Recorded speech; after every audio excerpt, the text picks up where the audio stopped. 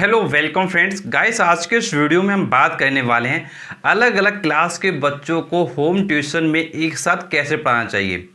Guys, इस video में मैं आपको बिल्कुल लाजवाब क्या है सुझाव देने वाला हूं जो होम ट्यूटर्स के लिए बहुत ज़्यादा हेल्पफुल होगा। इस वीडियो में प्रॉपर वे में आपको समझाऊंगा कि अलग अलग क्लास के बच्चे जब पढ़ाते हैं तो क्या प्रॉब्लम्स हैं और उन प्रॉब्लम का कैसे आप सोल्यूशन कर सकते हैं और कैसे बच्चों को अच्छे से पढ़ा सकते हैं। तो चलिए हम वीडियो शुरू करते हैं तो सारे पॉइंट को समझते हैं। तो देखिए, सबसे बड़ी समस्या आती है कि जब हम होम ट्यूशन में अलग अलग क्लास के बच्चे पढ़ाते हैं तो मान लीजिए आपके पास जो है 2 बच्चे हैं या फिर 3 बच्चे हैं।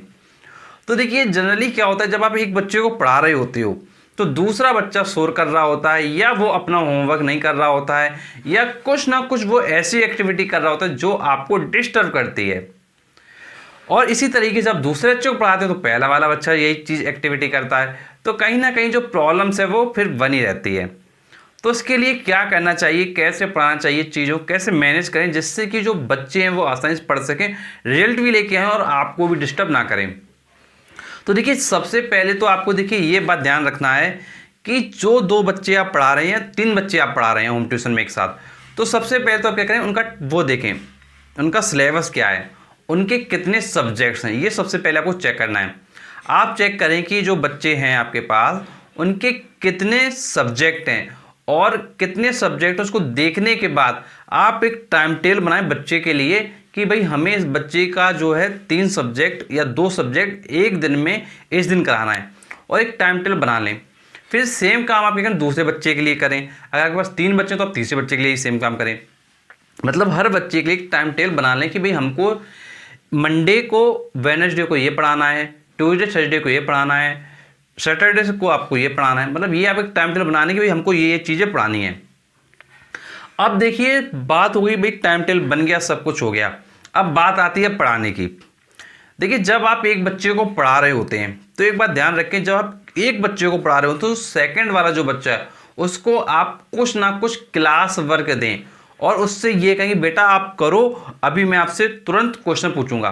तो आपको देखिए क्या करना है, सपोज करिए आपके पास क्या है, 2 घंटे का समय सपोज करिए, तो आप क्या कर सकते हैं, 15-15 मिनट का क्या है टाइम स्लॉट बना सकते हैं।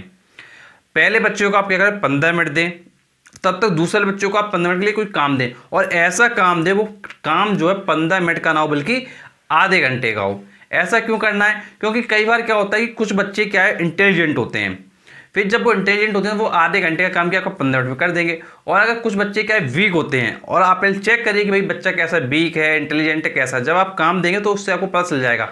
तो फिर नेक्स्ट टाइम जब आप वर्क देंगे तो उसी के अकॉर्डिंग देंगे कि भाई वो इतना काम नहीं कर पाएगा। तो आप क्या करें, अगर 15 मिनट का काम है तो आप 20 से 25 मिनट का काम दें। अगर वो स्पीड में भी करता है तो वो बच्चा क्या है ज़्यादा से ज़्यादा 15 मिनट के अंदर ही कर पाए। और फिर जब वो 15 मिनट में कर लेगा तो तब तक आप पहले बच्चे को पढ़ा चुके होंगे। अब सेम काम क्या करें, जब आप दूसरे बच्चे को पढ़ाते हैं तो पहले बच्चे को इसी तरीके से काम दें। तो देखिए, इससे होगा ये कि बच्चे क्या है इंगेज हो जाएंगे पढ़ाई में।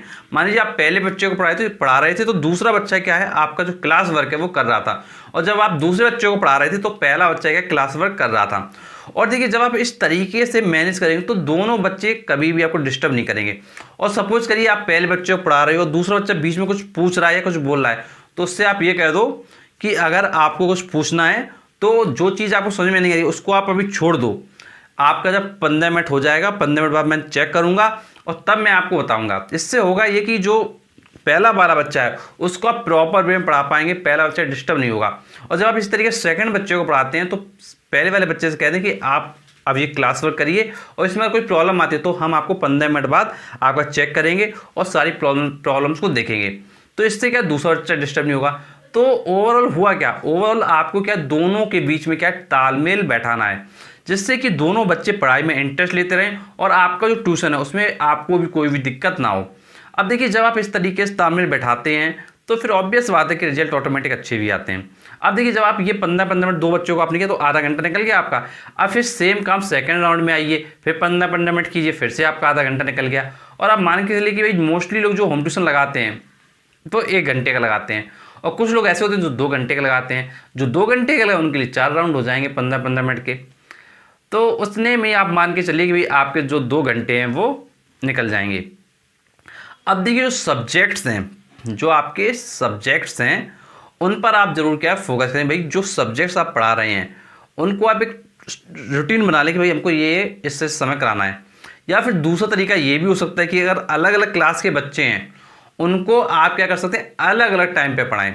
जैसे मान लीजिए यदि जो है आपको जो होम ट्यूशन में बच्चे मिले हुए हैं, आपसे पेरेंट्स ने कहा है कि भाई आपको जो 2 घंटे पढ़ाना है, तो आप ये कहते हैं कि भाई पहले बच्चों को मैं 1 घंटे पढ़ाऊंगा प्रॉपर वे में, सब कुछ अच्छे से, फिर उसका जो दूसरा घंटा होगा उसमें मैं आपके दूसरे बच्चों को पढ़ाऊंगा। आप ये कर सकते हैं। अगर पेरेंट्स इस चीज़ पे एग्री हो जाता तो आपके लिए बहुत अच्छी बात है। और अगर पेरेंट्स एग्री नहीं कर रहा है, वो कह रहा है कि भाई आप जो है एक साथ ही पढ़ाइए, तो फिर आपको जो मैंने मेथड बताया उस मेथड को आप क्या फॉलो कर सकते हैं। अब देखिए जो 2 बच्चे हैं अगर वो आपस में कभी बात करते हैं या आपस में कोई चीज़ पूछते हैं, तो आप ध्यान रखें उन दोनों को आपको क्या है इतने डिस्टेंस में बिठाना है कि वो आपस में पूछ ही ना पाएँ। आप ये कहो अगर आपको कोई प्रॉब्लम है तो आप आपस में नहीं पूछोगे, आप मुझसे पूछो, क्योंकि मैं आपको पढ़ाने के लिए आया हूँ। जब आप घर पर पढ़ें बैठ के तब आप आपस में पूछ लें, लेकिन जब तक मैं आपको पढ़ाऊँ तब तक आप आपस में नहीं पूछेंगे। देखिए जब आप ये चीज़ बोलोगे तो बच्चे आप आपस में फिर क्या पूछना वगैरह क्या बंद कर देंगे। लेकिन जनरली देखिए क्या होता है कि आप कह देते हैं लेकिन बच्चा फिर से वही ट्राई करता है, तो थोड़ा आप क्या उनको क्या डिस्टेंस पे बैठा दीजिए। एक बच्चा इस साइड बैठा दीजिए और दूसरा बच्चा इस साइड बैठा दीजिए, तो फिर क्या होगा जब इन दोनों के बीच में आप होगे तो फिर वो बातें नहीं करेंगे। और अगर आपने क्या एक ही सेम साइड पे एक बच्चा ये और दूसरा बच्चा ये अगर आपने सेम साइड पर बैठा दिया तो फिर भाई वो आपस में जो है इस तरीके से टच करके आपस में बात करेंगे और आपको भी डिस्टर्ब करेंगे और खुद भी मतलब जो पढ़ाई नहीं करेंगे। तो इसलिए ध्यान रखना है कि उनको एक डिस्टेंस पे बैठा दें कि जिससे कि वो जो है अपने सिर्फ पढ़ाई पर ही फोकस कर पाएँ। और देखिए जब आप बच्चों को पढ़ाते हैं तो ध्यान रखिए कि सबसे इंपॉर्टेंट है पोलाइट बिहेवियर।